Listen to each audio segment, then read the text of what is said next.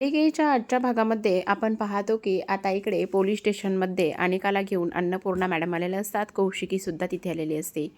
आता अनिकाची चौकशी सुरू असतानाच ऋषी ऐन वेळेलाच इकडे आता जो एक मुलगा आहे त्या मुलाला तिथे घेऊन आलेला असतो आणि त्या मुलाला तिथे घेऊन आल्यानंतर इकडे आता त्याला बरेच काही प्रश्न इथे विचारण्यात येतात. त्यावर तो मुलगा म्हणत असतो, ह्या ड्रग सप्लायरमध्ये एक मुलगा आहे आणि त्याचं नाव आहे पॅडी. तोच ड्रग सप्लाय करतो असं सांगण्यात येतं. पॅडी असं म्हटल्यानंतर सगळेजणच त्याच्याकडे पाहत असतात. हा पॅडी नेमका आहे तरी कोण आणि त्याचबरोबर ह्या सगळ्या गोष्टी कशा आणि का करतोय, ह्या गोष्टी आता इथे सगळ्यांनाच खूप मोठा धक्का देणाऱ्या असतात. आता आपण दुसऱ्या बाजूला पाहतो की इकडे आता जो काही केदार आहे, केदार मात्र इथे एका व्यक्तीला शोधण्यासाठी गेलेला असतो अन्नपूर्णा कॉलेजमध्ये. आता अन्नपूर्णा कॉलेजमध्ये तो गेल्यानंतर आपण इकडे पाहतो की आता लगेचच इकडे तो शोधाशोध सुरू करत असतो आणि त्याचबरोबर तो आता इथे जो काही आपला हा आहे म्हणजे जो आपला बंड्या आहे त्या बंड्याला तो भेटतो. आता बंड्याला भेटल्यानंतर तो बंड्या त्याला पाणी देतो. त्याला उचकी लागत असते. आता बंड्याला माहिती असतं की हा नेमका कशासाठी आला आहे म्हणून. तेव्हा उचकी लागत असताना नाक दाबून घे, तोंडाने भरपूर दीर्घ श्वास घे आणि तोंडाने भरपूर दीर्घ श्वास घेतल्यानंतर तुला सगळं काही व्यवस्थित होईल असं इकडे तो सांगतो. आणि तुम्हाला ज्या व्यक्तीला इथे भेटायचं आहे, ज्या व्यक्तीच्या शोधामध्ये तुम्ही इथे आलेला आहात, त्या व्यक्तीला आम्ही तुम्हाला भेटवतो असं म्हणून आता इकडे कॉलेजच्या आवारामध्ये एक व्यक्ती, एक मुलगा बसलेला असतो आणि तो असतो पॅडी. आता पॅडी हा इकडे नशा करत असतो आणि पूर्ण गुंगीत असतो आणि तेव्हा बंड्या त्याच्याबद्दल सगळ्या काही गोष्टी, सगळं काही तो इथे सांगण्याचा प्रयत्न करतो. तो म्हणत असतो, आता हा आहे पॅडी आणि तुम्हाला एक गोष्ट सांगू का मी, सगळ्यात महत्त्वाची म्हणजे बघा, हे असला नशा आहे, बघा बघा, ओढून बघा, फुकून बघा, असं सुद्धा आता इकडे तो सांगण्याचा प्रयत्न करतो. आता हे सगळं काही पाहिल्यानंतर केदारला मात्र आता विश्वास बसतो की ह्या सगळ्या गोष्टी कशा झालेल्या आहेत म्हणून. त्यावर आता ऋषीने हे सगळं काही सांगितल्यानंतर तो पॅडी जो आहे तो केदारकडे पाहतो. पण आता केदारला तर जी काही माहिती पाहिजे असते, जी काही इन्फॉर्मेशन पाहिजे असते, ती सगळी काही इन्फॉर्मेशन त्याला मिळालेली असते. त्यामुळे तो आता तिथून निघून जात असतो. तर आता आपण इकडे पाहतो की दुसऱ्या बाजूला जो मुलगा आलेला असतो त्याने सांगितलेलं असतं की इकडे आता हे सगळं पॅडी करतोय आणि पॅडीला इथे कोण ड्रग पुरवतंय ही गोष्ट तुला काही माहिती का, असं सुद्धा इकडे आता विचारण्यात आलेलं असतो. त्यावर तो मुलगा म्हणत असतो, तुम्हाला एक खरी खरी गोष्ट सांगू का, की त्या पॅडीला कोण मदत करते तर एक चरण नावाची व्यक्ती आहे, एक मुलगा आहे चरण नावाचा. तो ह्या सगळ्या गोष्टी करतोय आणि तोच इथे आता त्याला मदत करतोय. ह्या सगळ्या गोष्टीच्या मागे चरण आहे असं सांगण्यात येतं. आता हे सगळं काही सांगितल्यानंतर आता मात्र सगळ्यांना खूपच मोठा धक्का बसतो. इकडे आता कौशिकी म्हणत असते, हा आता चरण कोण आहे आणि त्याचबरोबर हा चरण नेमका कोण, काय, ह्या सगळ्या गोष्टी ती आता इथे पाहत असते. त्याचबरोबर प्रेक्षकांनो, आपण पाहतो की आता लगेचच इकडे दुसऱ्या बाजूला इन्स्पेक्टर साहेब म्हणत असतात, तुम्हाला एक सगळ्यात महत्त्वाची आता गोष्ट मी सांगतो. हे बघा, अनिकाच्या विरोधामध्ये इथे कोणताच पुरावा मिळालेला नाही आणि अनिकाच्या विरोधामध्ये कोणताच पुरावा न मिळाल्यामुळे आता अनिका इथे निर्दोष आहे. अनिकाला अटक करण्यात येऊ शकत नाही असं कौशिकी मॅडमला ते इथे इन्स्पेक्टर सांगत असतात. आणि तेव्हा हे सगळं काही सांगितल्यानंतर आपण पाहतो की आता इकडे ती म्हणत असते, ठीक आहे असं म्हणून आता इकडे जी काही कौशिकी आहे ती तिथून अन्नपूर्णाला सॉरी म्हणते आणि तुम्हाला मला एवढ्या दिवसांनी भेटल्यानंतर खरंच खूप छान वाटलं, मला आनंद झाला असं सुद्धा इकडे आता ती बोलत असते. आपण इकडे दुसऱ्या बाजूला पाहतो की अनिका म्हणत असते, मी आत्ता लगेच 2 मिनिटामध्ये आले असं म्हणून ती आता लगेचच इकडे बाहेर येते कौशिकीच्या मागावरती. आता बाहेर कौशिकीच्या मागावरती आल्याबरोबर आपण पाहतो की इकडे आता लगेचच जी काही अनिका आहे ती बाहेर येते आणि कौशिकीला बऱ्याच काही गोष्टी इथे ती बोलते. ती म्हणत असते, तुमची हिंमत कशी झाली, मी कोण आहे माहिती नाही का, मी महाजन प्रॉपर्टीची मालकीण आहे आणि तुम्ही माझ्यासोबत असं वागलात. तुमची हिंमत कशी झाली इथे माझ्यासोबत असं वागण्याची, असं सुद्धा आता इकडे ती बोलत असते. त्याचबरोबर आपण पाहतो की आता हे सगळं काही बोलल्यानंतर इकडे आता कौशिकी म्हणत असते, हे बघ, तू खूप छोटी आहेस. त्यामुळे जसं वय आहे ना, तसं तू इथे राहिलं पाहिजेस.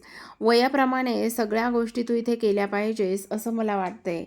आता तू हे सगळं असं नव्हतं करायला पाहिजेस, पण तू केलेस.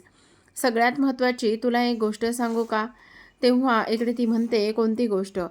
हे बघ इकडे, आत्ता मी ह्या सगळ्या गोष्टीच्या मुळाशी जाऊन पोहोचणारच आहे.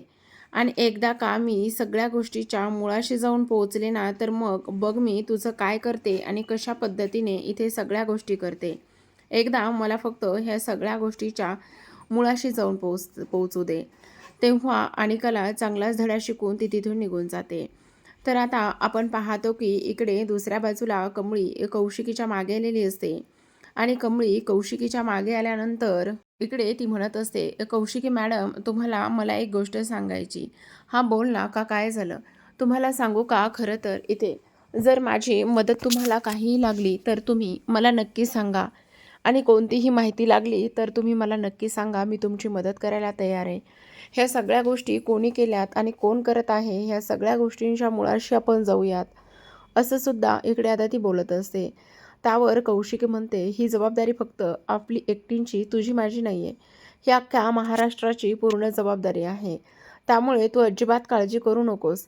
काही जरी झालं ना तरीसुद्धा ह्या सगळ्या गोष्टीच्या मुळाशी आपण जाणार आहोत.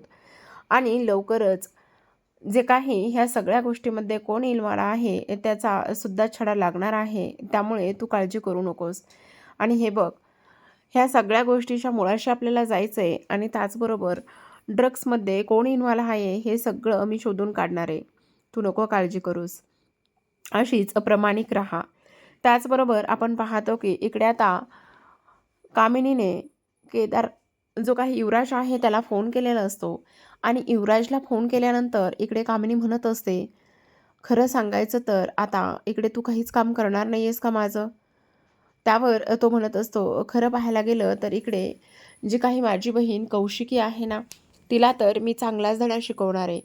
तुम्ही अजिबात त्या सगळ्या गोष्टीची काळजी करू नका. त्यावर लगेचच आता इकडे कामिनी म्हणत असते, खरं पाहायला गेलं ना तर मला आता चांगलाच धडा शिकवायचा आहे माझ्या बहिणीला सुद्धा, असं सुद्धा इकडे आता ती बोलते. त्याचबरोबर आपण पाहतो की इकडे आता अन्नपूर्णा, कमळी आणि निंगीला घरी घेऊन आलेले असतात. आता दोघींना सुद्धा इथे घरी घेऊन आल्यानंतर इकडे कमळी अन्नपूर्णाच्या समोर येऊन उभं राहायला सांगतात. अनिकाला त्या म्हणतात, अनिका समोर ये. त्यावर ती म्हणते, का काय झालेलं आहे? काय झाले म्हणजे? आत्ताच्या आत्ता इथे कमळीची माफी मागायचीस, तिला सॉरी म्हणायचेस का? मी का म्हणू सॉरी आणि मी का तिची माफी मागू? का म्हणजे ह्या सगळ्या गोष्टीला तू जबाबदार आहेस. आणि सगळ्यात महत्त्वाचं म्हणजे तुला एक गोष्ट सांगू का? आज तू ह्या चुका केलेल्या असताना सुद्धा कमळी काहीच बोलली नाही. तिने माघार घेतली आणि तिने माघार घेतल्यामुळे तू आज अशी निर्दोष बाहेर आली, समजलं तुला? असं सुद्धा आता इकडे अन्नपूर्णा म्हणत असतात. आणि जर इथे कमळीने ठरवलं असतं तर तुला कधीच तिने जेलमध्ये पाठवलं असतं. पण तिने सगळ्यांसमोर तुझी बाजू घेतली आणि सगळ्यांसमोर तुझी बाजू घेतलेली असल्याकारणाने आत्ता तुला तिची माफी मागणं हे सगळ्यात जास्त गरजेचं आहे, समजलं? असं म्हणून आता इकडे लगेचच जी काही कामिनी आहे ती इथे अनिकाच्या पाठीमागे उभा राहते आणि तिला म्हणत असते, काही कर पण गपचूप माफी माग, समजलं तुला? असं म्हणून आता ती तिला माफी मागायला लावत असते. त्याचबरोबर आपण पाहतो इकडे दुसऱ्या बाजूला जो मेन माणूस असतो ड्रग सप्लाय करणारा, त्याने युवराजला फोन केलेला असतो आणि 50 लाखाची मागणी केलेली असते, जे 50 लाख युवराजने घेतलेले असतात. नाहीतर मला माझं एक काम करायचं आहे. आणि ते काम म्हणजेच की इथे अन्नपूर्णा कॉलेजमध्ये पुन्हा ड्रग्स ठेवायचे आहेत, समजलं? त्यावर तो म्हणत असतो, अहो तुम्ही हे काय करताय? मी तुमचे पैसे द्यायला तयार आहे, पण हे काम काही तुम्ही मला सांगू नका. असं कसं सांगू नका? हे काम तुला करावंच लागणार आहे. नाहीतर सरळ सरळ इथे तुझ्या घरी येईन आणि कौशिकी खांडेकरला सगळं सांगेल. त्यावर युवराज म्हणतो, सरळ सरळ काय व धमकी देता? बहिणीला सांगेल, बहिणीला सांगेल म्हणून करतो तुमचं काम. आता आपण पाहतो की फायनली इकडे कामिनीने सांगितल्यामुळे अनिका आता इकडे जी काही कमळी आहे तिच्यासमोर उभी राहते आणि तिला म्हणत असते स्वारी. असं स्वारी म्हटल्यानंतर आता इकडे लगेचच कमळी म्हणत असते असू दे. पण आता कामिनी तिला चांगला धडा पुन्हा शिकवते. ती म्हणत असते, हे बघ अनिका, आत्ता जरी तिनं तुला माफ केलेलं असलं तरीसुद्धा इथून पुढे चुका करायच्या नाही आहेत. आज तुझ्यामुळे आम्हाला सगळ्यांना पुन्हा एकदा मान खाली घालावी लागलेली आहे आणि इथून पुढे तू नीट वागशील आणि नीट सगळ्या गोष्टी करशील याची आशा आम्ही तुझ्याकडून ठेवतो. कळलं तुला?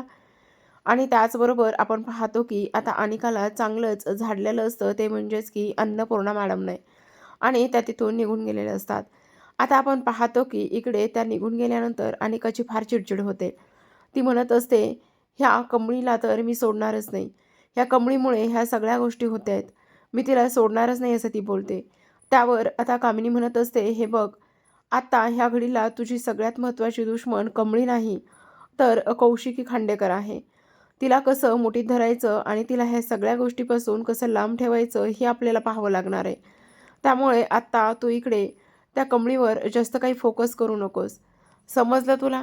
असं आता इकडे त्या बोलत असतात. आणि तेव्हा इकडे आता लगेचच आपण पाहतो की जी काही अनिका आहे ती मात्र इथे खूप जास्त घाबरलेली असते आणि काय करावं काय नाही ह्या गोष्टी तिला इथे समजत नसतात. त्याचबरोबर प्रेक्षकांनो, आपण इकडे पाहतो दुसऱ्या बाजूला आता कामिनीने सगळं काही समजवलेलं असतं आणि कामिनीने ह्या सगळ्या गोष्टी समजवल्यानंतर आता इकडे दुसऱ्या बाजूला जो काही युवराज आहे त्या युवराजने चरणला कॉल केलेला असतो आणि चरणला कॉल करून सांगितलेलं असतं की आता अन्नपूर्णा कॉलेजमध्ये काही ड्रग्ज ठेवायचे आहेत आणि त्या संदर्भामध्ये मी तुला भेटणार आहे. पण त्याने हे सगळं करण्यासाठी स्पष्टपणे नकार दिलेला असतो. तर आता इकडे अन्नपूर्णा दुसऱ्या दिवशी कॉलेजमध्ये आलेल्या असतात आणि दुसऱ्या दिवशी कॉलेजमध्ये आल्यानंतर आता त्या म्हणत असतात, सगळ्यात महत्त्वाचं म्हणजे आता कॉलेजमध्ये इथे आपल्याला जो काही स्त्री सत्कार सोहळा आहे तो इथे का पार पाडायचा आहे. म्हणजे ज्या काही कर्तृत्ववान स्त्रिया आहेत त्यांचा आपल्या कॉलेजमध्ये दरवर्षी सत्कार होतो आणि यावर्षीसुद्धा तसाच सत्कार आपण करणार आहोत. असं म्हटल्यानंतर आता आपण पाहतो की इकडे प्रिन्सिपल म्हणत असतात, मग ह्या सगळ्या गोष्टींची यादी तुम्ही काढलेली आहे का? त्यावर लगेच आता अन्नपूर्णा म्हणतात, यादी अशी नाही काढलेली. पण आत्ता सगळ्यात महत्त्वाची एकच व्यक्ती आहे. त्यावर कमळी म्हणत असते, मला तर असं वाटतंय की आता कौशिकी खांडेकर मॅडम, त्यांचा आपण सत्कार केला तर चालेल का? त्यावर आता अन्नपूर्णा म्हणतात, तू अगदी माझ्या मनातलं बोलली आहेस बघ. मलासुद्धा हेच हवं होतं आणि मी सुद्धा ह्याच सगळ्या गोष्टीचा विचार करत होते.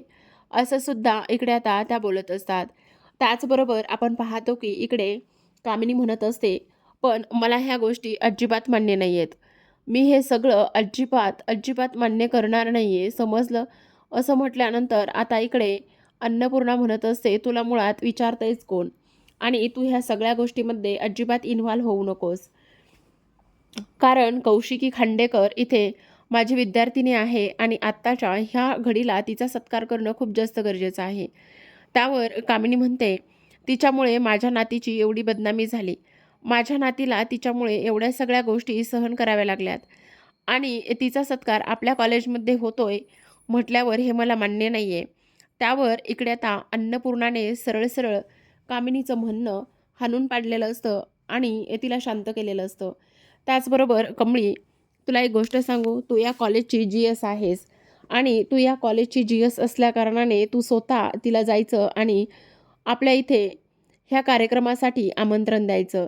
त्यावर लगेचच आता कमळी म्हणत असते, हो मॅडम, तुम्ही नका काळजी करू. मी हे सगळं अगदी जातीने करेल. तर आता लगेच दुसऱ्या दिवशी वेळ असते आणि दुसऱ्या दिवशी कमळी ही MNNच्या TV चॅनलच्या ऑफिसमध्ये जाऊन पोहोचलेली असते. तेव्हा लगेच इथे कौशिकी म्हणत असते, हे बघ कमळी, जर तू माझ्याशी त्या ड्रग केसबद्दल बोलायला आलेली असलीस तर प्लीज मला आत्ता नाही बोलायचं त्या सगळ्या गोष्टीबद्दल. त्यावर लगेचच आता इकडे ती म्हणत असते, नाही मॅडम, तुमचा काहीतरी गैरसमज होतोय. मी त्या सगळ्या गोष्टीबद्दल बोलण्यासाठी अजिबात आलेली नाही. उलट मी तुम्हाला आमंत्रण द्यायला आलेली आहे. कसलं आमंत्रण असं विचारल्यानंतर आपण पाहतो की इकडे कमळी म्हणत असते, आमच्या कॉलेजमध्ये दरवर्षी सत्कार सोहळा आणि आरंभ केला जातो दरवर्षी इथे ज्या काही कर्तृत्ववान स्त्रिया आहेत त्यांच्याकरिता सत्कार सोहळा इथे आयोजित केला जातो. तर ह्या वर्षी कर्तृत्ववान स्त्री म्हणून आमच्या कॉलेजने तुमचा सत्कार करण्याचं ठरवलेलं आहे आणि आम्हा सगळ्यांची इच्छा आहे की तुम्ही नक्की तिथे यावं. असं हे सगळं काही ऐकल्यानंतर आता इकडे कौशिकी म्हणत असते, खरं तर मला हे सगळं ऐकल्यानंतर खूपच जास्त आनंद झाला आहे. खरं सांगते. आणि इथे एवढं सगळं होऊन सुद्धा तुमचं कॉलेज जर माझा सत्कार करत असेल तर ही माझ्यापेक्षा आनंदाची गोष्ट अजिबात असू शकत नाही. तू काळजी करू नकोस, मी नक्की येईन आणि अन्नपूर्णा मॅडमने मला इन्व्हाइट केलं आहे म्हटल्यावर मला तर यावंच लागेल, असं म्हणून कमळी तिथून निरोप घेऊन निघते. तर इकडे आता कामिनी युवराजला भेटलेली असते. कामिनी युवराजला भेटल्यानंतर आपण पाहतो की कामिनी म्हणत असते, काही जरी झालं ना तरीसुद्धा इथे आता आमच्या कॉलेजमध्ये इथे कौशिकीला बोलवलेलं आहे आणि कौशिकीला बोलवल्यानंतर तुला सगळ्यात महत्त्वाची एक गोष्ट मला सांगायची. काही जरी झालं ना तरीसुद्धा इथे त्या अन्नपूर्णा आणि कौशिकीचा बँड वाजलाच पाहिजे असं सुद्धा आता इकडे ती बोलत असते. त्याचबरोबर आपण पाहतो की इकडे युवराज म्हणत असतो, तुम्ही अजिबात काळजी करू नका. आता इथून पुढे खरी मजा येणार आहे. तर आता प्रेक्षकांनो इकडे आपण दुसऱ्या बाजूला पाहतो की आता जो काही कार्यक्रम असतो त्या कार्यक्रमानिमित्त इथे सगळेजण खूप छान अशी तयारी करत असतात. सगळ्यांना त्यांची त्यांची कामं GS या नात्याने कमळीने वाटून दिलेली असतात. ऋषी मात्र कमळीशी बोलण्याचा खूप प्रयत्न करत असतो, पण कमळी मात्र त्याच्यावर रागवलेली असते आणि त्यामुळे इथे आता ती त्याच्याशी अजिबात बोलत नसते. ऋषी फक्त तिच्याकडे पाहतच असतो. तेवढ्यातच तिथे आता सायबा येतो आणि सायबा म्हणत असतो, "काय मग ऋषी, कोणाला पाहतोयस?" पण इकडे त्याचं लक्ष नसतं. आता तो मुद्दाम म्हणत असतो, "त्याचं काय झालंय ना, कौशिकी खांडेकर मॅडम इथे सत्कारासाठी येणार नाहीयेत." त्यावर तो म्हणतो, "काय? हे सगळं मग अन्नपूर्णा मॅडमला सांगावं लागेल लगेच फोन करून." म्हणून खिशातला मोबाईल काढतो, तर इकडे तो म्हणत असतो, "अरे, येणार आहेत रे त्या, येणार आहेत, पण तुझं लक्ष कुठं चाललंय त्या गोष्टी मला इथे कळत नाहीयेत." माझी नक्कल करतोय साहेबा? माझं लक्ष कुठे नाही चाललं. अरे, उगाच माझे हे केस इथे पांढरे झालेले नाहीयेत. उन्हामुळे पांढरे नाहीत झाले हे सगळे. अरे, जिच्याबद्दल तुला एवढं सगळं वाटतंय, तिच्याबद्दल जरा जाऊन बोल ना तिच्याशी. तुझ्या मनातलं जे काही आहे ते जाऊन सांग ना तिच्याबरोबर. तेव्हा ऋषी म्हणतो, "नाही हां, असं काहीच नाही." "असं नाही, कसं नाही? सगळं काही चेहऱ्यावर तर दिसतंय स्पष्टपणे. जा बोल तिच्याशी." "अरे हो ना. बघ ना, मी तिच्याशी कितीतरी बोलण्याचा प्रयत्न केलाय. तिला मला सॉरी म्हणायचंय, पण ती मात्र ऐकून घ्यायलाच काही तयार नाही." त्यावर लगेच आता ऋषी म्हणत असतो, "मग काय करू साहेबा?" पण आता साहेबा म्हणतो, "काय करू म्हणजे? अरे, जोपर्यंत ती माफ करत नाही तोपर्यंत माफी मागत राहायची. बस झालं तर." असं म्हणून तो लगेचच आता इकडे कमळीच्या मागे-पुढे करत असतो आणि तिची माफी मागण्याचा तो प्रयत्न करत असतो. पण कमळी मात्र तिच्या कामामध्येच व्यस्त झालेली असते. तिचं अजिबात कोणाकडेच लक्ष नसतं. इकडे ऋषी पूर्ण तिच्या पाठीमागे लागलेला असतो आणि पाठीमागे लागून सुद्धा इकडे आपण पाहतो की कमळीचं लक्षच नसतं. आता इकडे सायबा म्हणत असतो, "अरे, मी काय म्हणतो, हे सगळं असं एवढ्यात होणार नाहीये. त्यासाठी काहीतरी जुगाड कर, काहीतरी प्लॅन कर, म्हणजे हे सगळं तसं होईल." "काय करू?" "मी काय म्हणतो, तू इथून थोड्या वेळासाठी गायब हो आणि हे सगळं माझ्यावर सोडून दे. बघ मग तुला कमळी कशी धावतच येते आणि तुझ्याशी बोलायला लागते." "हो, पण काय करणार आहेस? तू बघ तर मी काय करतोय तर. तू जा." असं म्हणून तो तिला पाठवून देतो. तर आता इकडे ऑलमोस्ट सगळी तयारी झालेली असते आणि सगळी तयारी झाल्यानंतर आपण पाहतो की आता लगेचच सायबा येतो आणि सायबा म्हणत असतो, "अगं ऋषी कुठे गेलाय? काय गेलाय? काहीच माहिती नाही. त्याच्या हातामध्ये उंदराचं औषध होतं. तो कुठे गेलाय? काय गेलाय? काहीच नाही कळत." खूप अपसेट होता. काय करायचं? कुठे शोधायचं? असा मुद्दाम कालवा करत असतो. तेव्हा कमळी म्हणत असते, "पण आपल्या या कॉलेजमध्ये उंदराचं औषध आणलं तरी कुणं?" "अगं काय सांगू? असं कोणी जर नाही बोललं, नाही लक्ष दिलं, तर ही ना लोकं अशीच करतायत बघ. म्हणून मला सुद्धा वाटतंय, की नक्कीच त्याने काहीतरी केलं असेल." त्यावर कमळीला थोडा-थोडा अंदाज येत असतो, साहेबा कशाबद्दल बोलतोय म्हणून. तेव्हा निंगी म्हणते, "अहो, पण हे सगळं काय केलंय? कुठे आहे तरी शिशर?" त्यावर साहेबा तिला खाणाखुणा करतो आणि शांत बसायला लावतो. कारण इकडे आता निंगीला सुद्धा माहिती असतं, की हे समद कशासाठी आणि का चाललेलं आहे म्हणून. तर आता प्रेक्षकांनो, इकडे मात्र साहेबाने सगळा काही माहोल इथे क्रिएट केलेला असतो. जेणेकरून तो इकडे तो धावतच आपल्या ऋषीकडे जाईल आणि ऋषीला इकडे आता जो काही ऋषी तिची माफी मागत असतो, माफी मागितल्यानंतर ती त्याला माफ करेल. म्हणून ह्या सगळ्या गोष्टी इथे आता त्याच्या सुरू असतात. तर आता प्रेक्षकांनो अशाच नवनवीन डेली मालिकांचे अपडेट्स आणि रिव्ह्यू पाहायचे असतील, जाणून घ्यायचे असतील तर नक्की चॅनलला सबस्क्राईब करा. भेटूयात पुन्हा एका अशाच नवीन आणि त्याचसोबत इंटरेस्टिंग अशा एपिसोडसोबत, अपडेटसोबत. तोपर्यंत पाहत राहा कमळी.